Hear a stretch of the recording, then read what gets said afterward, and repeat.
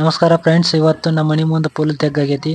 ಗೌಂಡಿಗಳನ್ನ ಕರ್ರ ಯಾರೋ ಬರೋರು, ಅದಕ್ಕೆ ನಾನೇ ಗೌಂಡಿ ಕೆಲಸ ಮಾಡ್ಬೇಕನ್ನತ್ತೀನಿ. ಈಗ ಸ್ಟಾರ್ಟ್ ಮಾಡ್ತೀನಿ. ಸಿಮೆಂಟ್ ಹಾಕಿ ಕಡಿ ಹಾಕಿ ಫುಲ್ ಲೆವೆಲ್ ಮಾಡ್ತೀನಿ. ಫುಲ್ ಪ್ರೊಸೆಸ್ ತೋರಿಸ್ತೀನಿ, ಯಾರು ಸ್ಕಿಪ್ ಮಾಡಬೇಡಿ.